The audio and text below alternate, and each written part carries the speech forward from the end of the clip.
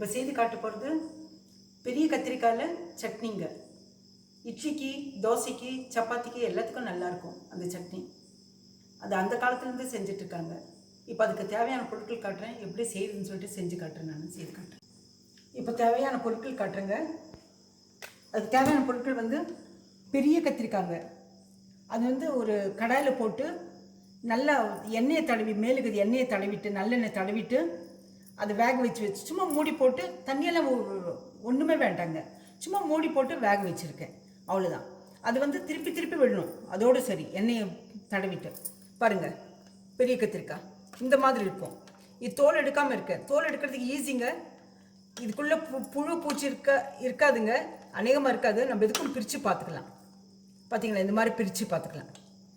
மேலுக்கு தோல் எடுக்கணுன்னாக்க பாருங்கள், இந்த மாதிரி லேசாக தோல் எடுத்துட்டு, தோல் எடுத்தால் வந்துடும்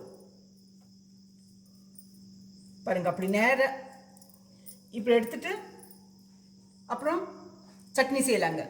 அதுக்கு காரத்துக்கு வந்து நிறைய மிளகா போட்டிருக்குங்க. பச்சை மிளகா ஒரு 6 போட்டிருக்கேன், ஒரு 7 வரமிளகா போட்டிருக்கேன், கருவேப்பிலை ஒரு பிடி, கொத்தமல்லி தழை ஒரு பிடி, உளுத்தம்பருப்பு, புளி, தேவையான உப்பு போட்டு செஞ்சு காட்டுறேங்க. நான் கடாய் வச்சுருக்குங்க, சின்ன கடாய் வச்சுருக்கேன். ஸ்டவ்வில் எண்ணெய், நல்லெண்ணெய் ஊற்றுறேங்க.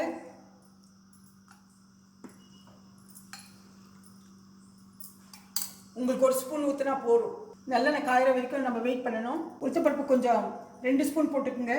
2 கத்திரிக்காய் போட்டிருக்கேன் நான், அதனால் 2 ஸ்பூனு. ஒரு கத்திரிக்காய் போட்டால் ஒரே ஒரு ஸ்பூன் போடுங்க உளுத்தம்பருப்பு.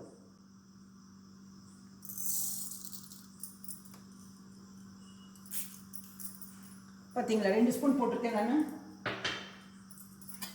இது வறுத்துக்கலாம், இந்த எண்ணெயில் வறுத்துக்கலாம். கொஞ்சம் கோல்டு கலரில் வறுத்துங்க. பொன்னிறமாக வந்த பிறகு வரமிளகா போடலாம். நல்லா இருக்குங்க இந்த கத்திரிக்காய் சட்னி. நீங்கள் செய்து பாருங்கள் ஒரு முறை, டேஸ்ட்டாக இருக்கும். நிறைய இட்லி சாப்பிட்லாம், இட்லிக்கு ரொம்ப நல்லா இருக்குங்க. நல்லெண்ணெய் ஊற்றி சாப்பிட்லாங்க. நெய்க்கு பதில் நல்லெண்ணெய் ஊற்றிக்குங்க. நம்ம பேலன்ஸ்டு டயட் எடுத்துக்கணுங்க. மிக்ஸ்டு டயட் எடுத்துட்டாக்க, மிக்ஸ்டு டயட் அது இதுன்னு சொல்லிட்டு வாரத்துக்கு ஒரே சாப்பாடு சாப்பிடக்கூடாதுங்க. மாற்றி மாற்றி சாப்பிட்டே இருந்தால் நல்லாயிருக்கும். பாருங்கள், சேஞ்ச் ஆகி போச்சு இப்போ கலரு. நம்ம இந்த சட்னிக்கு தண்ணியே ஊற்றக்கூடாதுங்க, தண்ணி ஊற்றாமல் மிக்சியில் போடணும். இப்போ பாருங்கள், மிளகா போடலாம், கருவேப்பிலை போடலாம். ஒரு பிடி கருவேப்பிலை வச்சுருக்கேன்.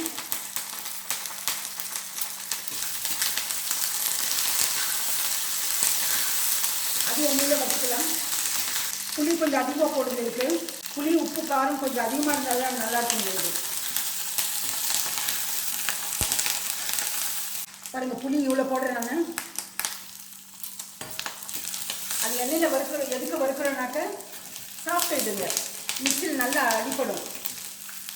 அப்படி இல்லைனாக்க தண்ணியில் கரைச்சி, கொஞ்சமாக கரைச்சி கெட்டியாக ஊற்றணுங்க. இது நல்லா வறுத்துட்டுங்க. கொத்தமல்லி தழை போடலாம். ஸ்டவ் ஆஃப் பண்ணிவிடுங்க. ஸ்டவ் ஆஃப் பண்ணிவிட்டு இந்த கொத்தமல்லி தழை வறுத்துக்கலாம். அதுலேயே கொத்தமல்லி தழை இந்த சூட்லேயே வதக்கிடலாங்க. நல்லா வதக்கிட்டா போடுங்க. ஏன்னா முதல்ல போட்டுட்டாக்கா அதோட மனமெல்லாம் போயிடுங்க, கொத்தமல்லி தழையோட மனமெல்லாம். இது ஆறுனங்க. ஆறின பிறகு ஃபஸ்ட்டு இது மிக்சியில் போடலாங்க. மிக்சியில் போட்டு நல்லா நைஸான பிறகு தண்ணியாக ஊற்றக்கூடாது.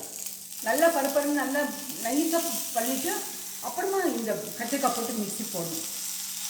தண்ணி ஊற்றக்கூடாது. மிக்சி போட்ட பிறகு தேவையான உப்பு ஊற்றிய போட்டுறேன் பாருங்க. இப்போ இதுக்கு தேவையான உப்பு போட்டுறேங்க. கத்திரிக்காய் போடும்போது கத்திரிக்காய் போட்டுக்கலாங்க. இது நல்லா ஆட்டுங்க. ஆறின பிறகு மிக்சியில் போடலாம். இப்போ மிக்சியில் போட்டு இது ஆறி போச்சுங்க. இது வறுத்தது பூரா மிக்சியில் போட்டிருக்கேன் ஆறின பிறகு. இப்போ மிக்சியில் இது மட்டும் வறுத்தது மட்டும் மிக்சி போட்டு காட்டுறேங்க நான் உங்களுக்கு. இப்போ மிக்சியில் அடிச்சுட்டேனுங்க, தண்ணி ஊற்றாமல் அடிச்சிருக்கேன். இது பெரிய மிக்சியில் போடுறேன். சின்ன மிக்சியில் அது சீக்கிரமாக அறுப்படுங்க, உளுத்தம்பருப்பெல்லாம். பெருசில் போட்டாக்கா சீக்கிரம் இதாகாது. அது வந்து டிரான்ஸ்ஃபர் பண்ணிடலாங்க பெருசில், அப்போ தான் கத்திரிக்காயெல்லாம் போட முடியும். இப்போ கத்திரிக்காய் போடலாங்க.